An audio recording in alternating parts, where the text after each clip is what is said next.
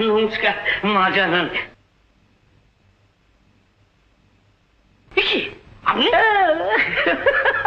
একটা প্রয়োজনীয় ব্যাপার এখানে আসতে হলো প্রসন্ন ভট্টাচার্য মহাশয়। রানীমাকে খবর দিয়েছো তো? খবর দিতে হবে না। আপনাদের কটার সময় আসার কথা ছিল? 3:30। 3:30? দেখা হলো না? ওই ঠিক হলো। দুজন কি 3:30? বসুন। না না না, আমার মনে হয় সময়টা আপনার ভুল হয়েছে। আমার মনে হচ্ছে আপনিই ভুল করেছেন।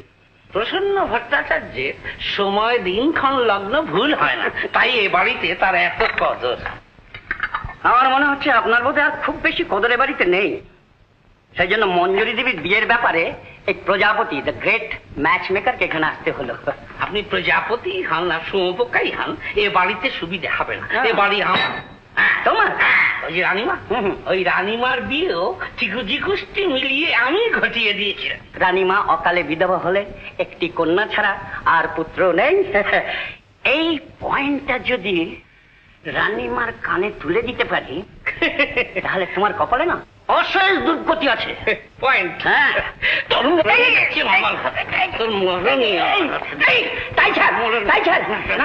মাথার টাই ছিল, তোর টিকে ছিল। আবার বল, আবার বল। টিকে ছিল। ছাড়বো 3:30।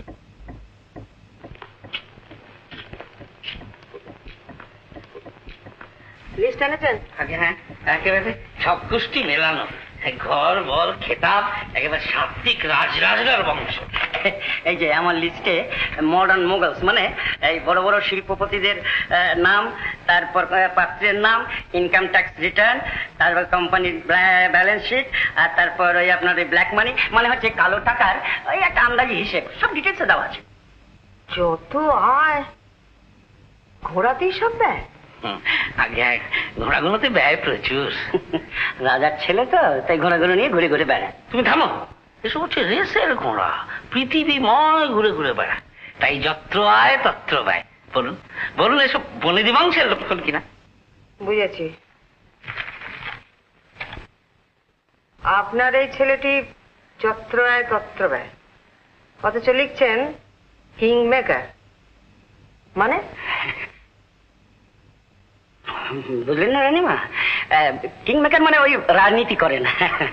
বাপের প্রচুর পয়সা, 6 ইলেকশনে দাঁড়িয়েছেন, কর্পোরেশন, লোকসভা, অ্যাসেম্বলি 6 হেরে গিয়ে এখন আর নিজে দাঁড়াচ্ছেন না, অন্য লোককে দাঁড় করাচ্ছেন, মানে মন্ত্রী বানাচ্ছেন। তো মন্ত্রী বানানো মানেই তো আপনার ওই